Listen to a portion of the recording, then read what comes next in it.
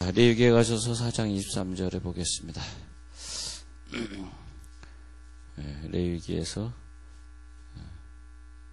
4장 23절 읽어드릴게요. 레위기 4장 23절. 그가 범한 죄를 누가 그에게 깨우쳐 주면 그가 흠없는 숫 염소를 예물로 가져다가 그 숫 염소의 머리에 안수하고 여호와 앞 번제물을 잡는 곳에서 잡을지니 이는 속죄제라. 제사장은 그 속죄 제물의 피를 손가락에 찍어 번제단 뿔들에 바르고 그 피는 번제단 밑에 쏟고 그 모든 기름은 화목제 제물의 기름같이 제단 위에서 불사를 지니 이같이 제사장이 그 범한 죄에 대하여 그를 위하여 속죄한즉 그가 사함을 얻으리라. 자, 우리 어저께 양에 대해서 우리 공부를 잘 했습니다. 자, 다시요. 보면 양은 남자를 뜻하고 명예를 뜻하고 그리고 자기의 자기의 암컷을 갖다가 보호하기 때문에 책임감이 있고 또 순한 성질을 가져서 자기가 도살장에 끌려갈 때도 말없이 끌려가는 그런 성질이 있어서 예수님을 보라 사냥죄를 지고 가는 어린 양이로다 이렇게 하게 됩니다. 그래서 이 상징주의, 유대인의 상징주의는 우리가 쭉 공부하면서 숫자가 나타나는 게 상징이고요. 그 다음에 히브리어 단어에는 상당한 의미가 있습니다. 알파벳 하나하나에 다 단어가 있어가지고 우리는 히브리어를 잘 모르시지만 히브리 사람들은 히브리 언어를 통해서 그 단어를 통해서 항상 그 오묘한 것을 갖다 이렇게 풀어내게 돼 있습니다. 풀어내게 돼 있어요. 그래서 그런 거. 그 다음에 이제 그 상징주의는 그 당시의 문화 배경이라든지 질이라든지 또 어떤 식물, 어떤 배경 속에 나타나는 것들이 뭐냐, 식물이냐, 어떤 동물이냐, 또 예를 들어서 요셉이다. 그러면 요셉은 예수님을 또 상징하는 거죠. 그래서 요셉은 누구냐? 요셉의 어떤 고난, 요셉의 또 어떤 유배되어 가서 가는 거, 그러나 끝까지 용서하는 거, 그건 다 예수님의 그 모형을 나타내죠. 상징주의에서도 그런 인물은 예수님의 모형이라 그래요. 모형. 그런 것처럼 우리들의 인생도 하나님 나라를 상징하고 또 예수님의 모형이 되도록 살아야 되는 것이 우리들의 인생에 가야 될 길입니다. 우리들이 하는 말이나 또 우리들이 살아가야 되는 그런 모습이 우리 자녀들이나 우리 이웃이 볼 때에 예수님의 모형이다. 남의 죄를 대신 짊어지는 모형, 그런 모형들이 돼야 되겠죠. 이 염소가 나타날 때도 참 은혜가 되는 부분이 있어요. 우리가 그 레위기 1장부터 보면 우리가 죄를 졌을 때 어떻게 할 것이고 누가 태어났을 때 어떻게 어떤 속죄제냐 번제냐 이런 얘기들이 쭉 나오는데 다 이 원칙이 있습니다. 그냥 무원칙으로 되어 있는 것 같잖아요. 이거 갖다 성경을 배우지 않으면 무원칙으로 보이지만은 죄 없이 정기적으로 드리는 속죄제들, 속건제들, 죄 없는데도 드리는 게 예를 들어서 자녀가 태어났다. 자녀가 태어났는데 자녀가 태어나서 성결케 하기 위해서 또 하나님 앞에 제물을 드려야 된단 말이에요. 성결케 하기 위해서 그런 성결케 하기 위해서 하나님 앞에 드리는 제물을 보면은 재미있습니다. 그것은 염소가 아니에요. 염소가 아니고 양이나 비둘기가 되겠습니다. 그런데 오늘 읽어드린 것처럼 자기가 어떤 그 잘못된 죄로 인하여서 하나님 앞에 설 수 없이 됐을 때는 그때는 염소를 드리게 되어 있습니다. 그래서 속죄제 중에서 자기가 나쁜 죄를 져서 그 죄를 속하게 될 때는 꼭 염소를 드려요. 그러나 양을 드릴 때는 그렇지 않고 그런 외의 것들 속건제, 화목제 이래가지고 그런 외의 것들을 보면 주로 또 양을 드려요. 그래서 보면 어느 때 우리가 그 양을 드리고 어느 때 드리는가 자세히 보시면 레위기 4장 31절에도 보면 4장 30절 화목제물의 기름을 떼어는 것같이 떼어는 제단에서 하면서 불살라 속죄한즉 그가 받으리 이렇게 화목제라는 단어가 나오고 있고요. 또 그 다음에 32절에 보면 어린 양을 속죄제물로 가져오려거든 흠없는 암컷을 가져다가 이렇게 가지고 속죄제, 화목제 이렇게 쭉 볼 때에 자기의 죄로 인하여서 생기는 것들은 염소를 많이 드리는 걸 볼 수 있습니다. 그것을 보면은 염소는 뭐냐 하면 자기가 잘못한 것에 대한 거, 4장 23절에 보면 어떤 죄를 졌는데 누가 그것을 깨우쳐 줘가지고 자기 죄를 깨달았을 때는 레위기 4장 24절에서 순염소의 머리에 안수하고 여호와 앞에 번제물 잡는 것을 잡을지니 그것이 속죄제가 될 것이다. 이래가지고 그 자기의 죄성을 속죄할 때는 꼭 염소를 드리게 돼 있는 것이 있습니다. 그래서 염소 그러면 염소의 성질을 보면은 양이 명예라면 염소는 수치, 좀 염소는 수치스러운 거. 뭐 여자분들이 다 그렇다는 뜻은 아니지만 여자 그러면 이스라엘 문명에서는 이스라엘 문화에서는 여자 그러면 좀 변덕이 많고 그런 건 상징, 여자가 다 그렇다는 건 절대 아닙니다만 상징적으로 봤을 때 신앙은 여자 신앙이냐 남자 신앙이냐, 그것은 뭐 남자들이 다 신앙생활 잘한다는 뜻은 아니지만은 꿋꿋하게 신앙생활하는 걸 남자 신앙, 엎치락뒤치락하고. 근데 사실 좀 그런 면이 사실 없지 않아 있긴 있어요. 여자분들은 시기하고 질투하고. 그래서 제가 모든 사람을 똑같이 사랑하려고. 그래서 이제 그게 뭐냐면 여자이기 때문에 그렇다는 것입니다. 그리고 그 헬라 신화에 보면은 여신들 중에서 비너스 같은 신도 염소에 비유하고 있습니다. 그래서 여자 신들 보면 염소에 비유하는 것들도 볼 수 있고요. 그러면서 어떤 상징적인 뜻에서 염소 그러면 좀 명예를 잘 지키지 아니하고, 어떻게 말한 대로 염소는 자기의 와이프가, 자기 암컷이 어떤 다른 수컷에게 공격을 당해도 절대 보호해주지 않는 그런 성질을 가지고 있다는 거죠. 그래서 그 염소 한 마리 때문에 그 자기 모든 그 가족들이, 염소의 가족들이 같이 명예를 훼손당하는 그런 명예에 취약한 것을 볼 수 있습니다. 자, 여자는 남자와 좀 대조적으로 아주 불편한 생애를 과거에 살았습니다. 어렸을 때에는 아버지의 보호하심이 있어야 되겠고, 또 결혼해서는 남편의 보호하심 받아야 되겠고, 또 나이가 들어서는 아들의 보호함을 받아야 되는 운명을 가지고 여자는 태어납니다. 그리고 이 당시에 여자는, 지금도 물론 중동 지방에서 여자의 권위가 없습니다만은 과거에는 진짜로 여자들의 권위가 없었기 때문에 남자들이 그를 보호해주지 않고서는 살 수 없었습니다. 그래서 보면은 여자는 죄성이라든지 또 오른편 양 하면 왼편 염소 이렇게 나눠지는 대상이라든지 하는 것이 염소다, 그렇게 볼 수 있겠습니다. 그래서 이제 그 다음에 이제 그 염소가 항상 속죄하는데, 자기의 죄를 속죄하는데 쓰인단 말이에요. 자, 민수기 28장 15절 읽고 다시 레위기 한번 와서 볼게요.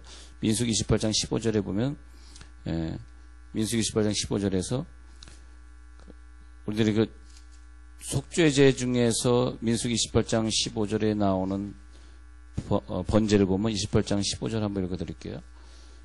또 상번제와 그 전제 외에 순염소 한 마리를 속죄제로 여호와께 드릴 것이니라, 이렇게 돼 있어가지고 이 속죄제로 염소가 많이 쓰이는 걸 보시고, 다시 그 레위기 16장 9절에 보면 두 번째로 우리가 공부해야 될 것이, 레위기 16장 9절에 보면 그 대속죄일에 속죄제로 쓰임 받는 게 바로 염소예요, 염소.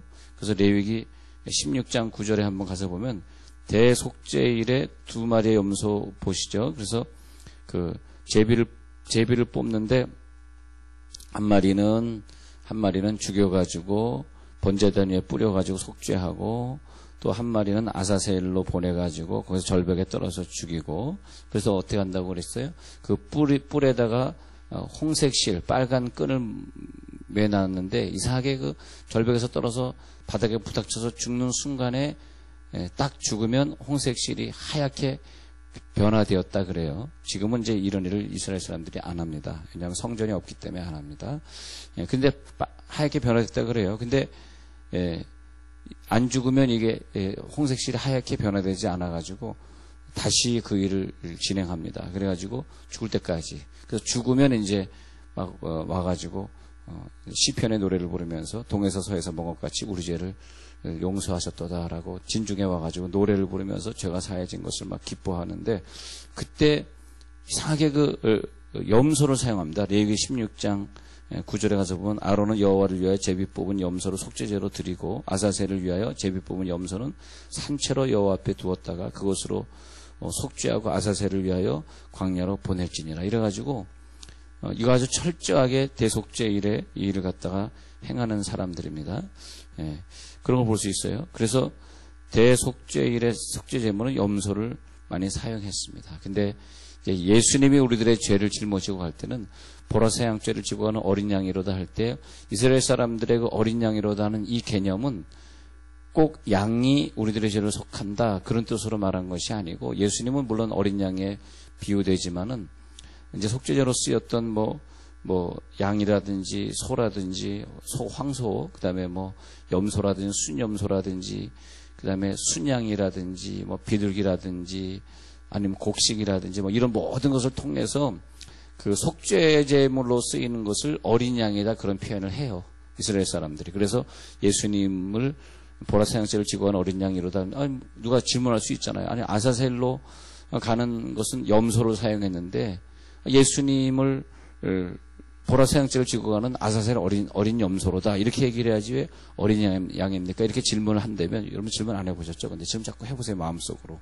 질문을 자꾸 해봐야지 그 성경이 풀린다고. 근데 자, 그다음에 이 염소에 관계된 세 번째로 은혜되는 장면이 뭐냐면 그 야곱의 얘기입니다. 창세기 27장 9절에 가서 보면 야곱의 얘기인데 여러분 이걸 역발상으로 생각하셔야 돼요. 그러니까 아무 생각 없이 야곱의 얘기를 보지 마시고 우리가 왜 하나님이 염소를 등장시켰느냐 한번 보세요. 창세기 27장 9절 한번 읽어드릴게요. 창세기 27장 9절 제가 먼저 읽고자 합니다. 읽어 올리겠습니다. 자, 창세기 27장 9절에 보시면요.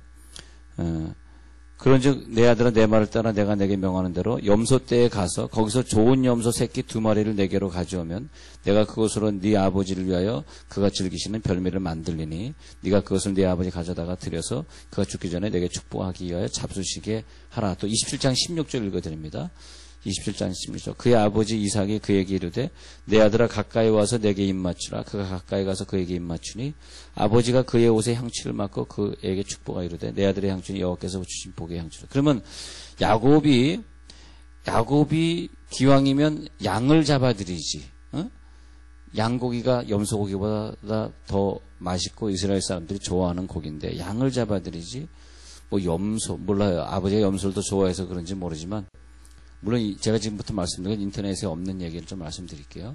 우리가 이 은혜가 뭐냐 하면 야곱이 얘기할 때 염소 같은 성질 수치스럽고 여성스러움이 많이 나타납니다. 예를 들어서 자기 딸 디나가 강간당했을 때에 자기 그 아들들이 아버지 이거 가만히 있을 수 없습니다. 우리가 가가지고 보복을 하겠습니다. 근데 야곱은 그 보복을 하겠다는데 그 세겜 땅에서 있었던 사건이네. 그래 가가지고 보복해라. 아마 형 에서라든지 또 이렇게 좀 호전적인 전쟁을 좋아하는 그런 아버지라면 그렇게 했을 텐데 야곱의 생애엔 그런 게 나타나지 않아요. 그래가지고 가서 내가 저들에게 싸워가지고 명예를 회복하고 오겠나이다. 특히 시몬과 레위가 그럴 때 한탄하면서 무서워가지고 야 절대 그러지 말라. 너희들이 이 전쟁을 일으키는도다. 왜 아버지의 마음을 근심케 하느냐 하고 막 굉장히 무서워하는 걸 볼 수 있어요. 자기 딸이 강간을 당했는데도 불구하고 그것은 마치 염소가 자기 가족을 보호하지 않는 성질과 유사합니다. 그래서 야곱의 성질은 여성스러움이 있고요.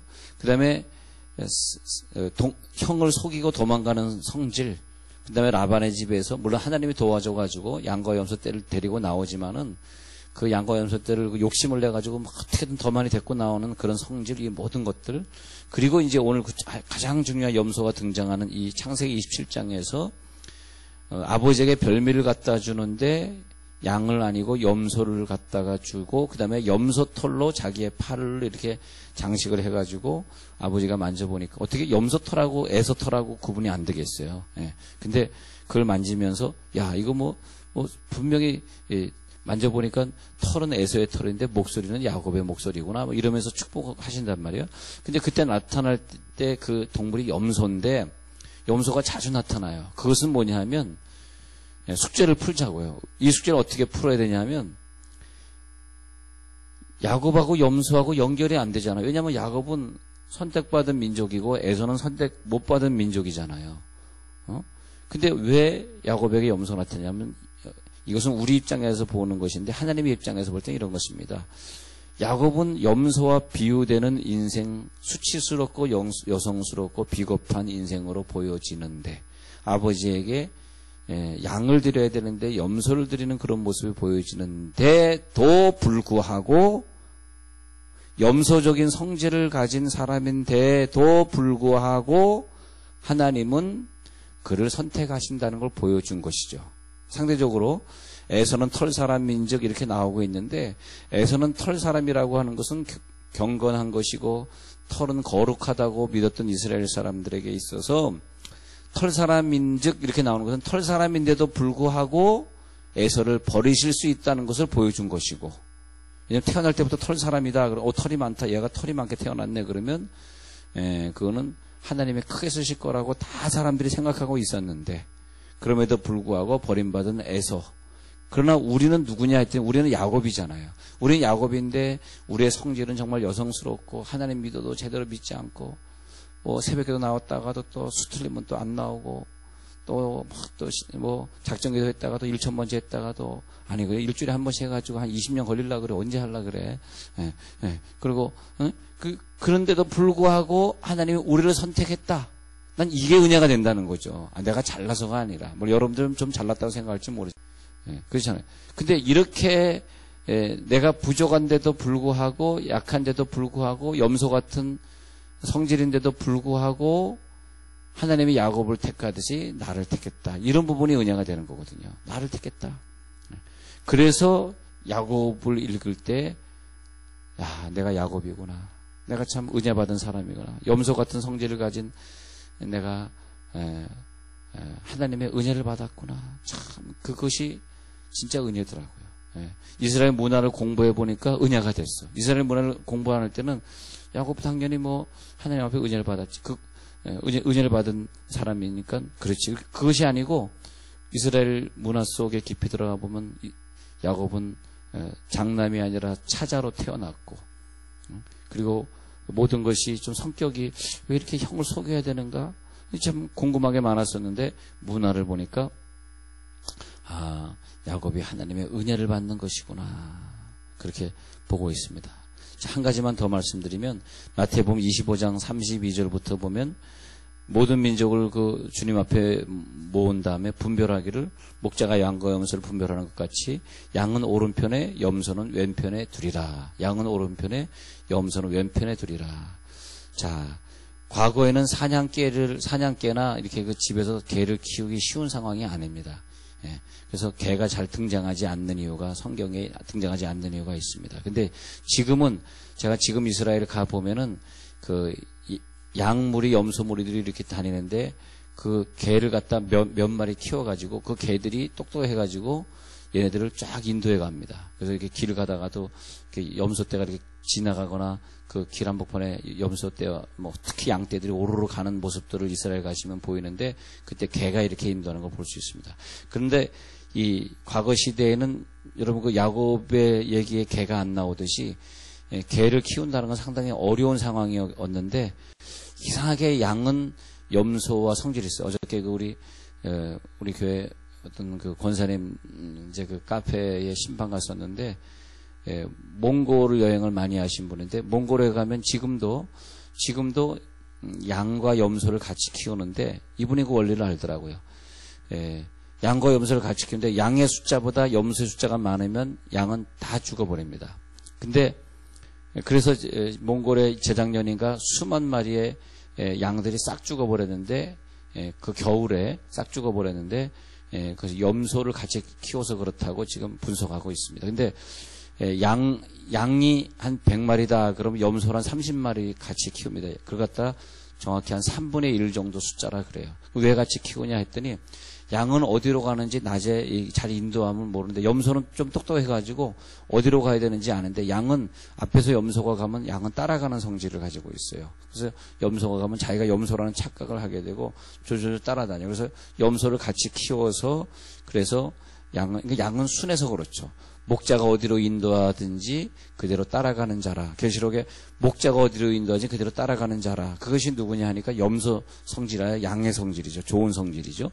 그런데 초장의 풀을 먹을 때에도 또 어디로 어디로 가야 되는 것도 염소를 따라가면은 양은 문제가 없어요. 낮에는 그렇습니다.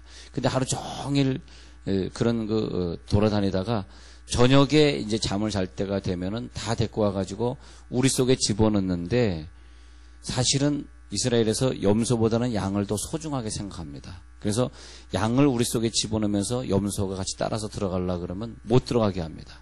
그래서 오른쪽에는 양을 집어넣고 왼쪽에는 염소를 따로 집어넣습니다. 왜냐하면 염소는 밤에 잘 때 되면은 닥치는 대로 교미를 해버립니다. 근데 레위기법에 의하면은 다른 동물끼리 교미를 못하게 접목을 못하게 만들어놨어요. 이것은 율법을 어기는 겁니다. 그렇기 때문에 철저하게 양과 염소를 나눕니다. 이 말이 뭐냐면 평소에 지금은 가라지와 알곡이 같이 섞여 있지만 언젠가 해가 지면 언젠가 우리가 주님 앞에 서게 될 때는 지금은 이 사람이 예수 잘 믿는 사람인지 못 믿는 사람인지 정말 주님을 사랑하는 건지 우리가 알 수가 없어요. 자, 우리들의 신앙생활이 정말 내가 기도자에 속해 있는가? 우리는 알 수 없을지 모르지만 언젠가 이 밝은 날이 다 끝나고 어두운 날 속에 우리가 들어갈 때, 심판의 날이 다가올 때, 그때 양과 염소를 구분하는데 오른편이라고 하는 것은 좋은 것, 영원한 것, 선한 것, 상급 있는 쪽은 양이, 왼편은 지옥에 가는 거, 죄진 사람들, 잘못된 것들 이런 것들을 설명할 때 왼편. 그래서 염소는 왼편에 두리라. 마태복음 25장 32절에서 36절이었는데 바로 이것입니다. 그래서 양과 염소를 구분할 때 바로 이제는 사역이 끝나면 양과 염소를 구분하게 될 것이다 할 때 양을 더 소중하게 생각하는 모습. 그런데 우리가 문제는 뭐냐? 염소 같은 야곱인데도 쓰임 받고 또 하나님이 우리를 양처럼 인도해 주셔서 우리 오른편에 두신다는 걸 생각하니까 너무 감사하고, 그래서 염소는 이제 오늘로 이제 또 끝나는 얘기지만은 우리가 항상 그 양처럼 신앙생활을 잘하는 그런 분들이 되시길 간절히 축원합니다.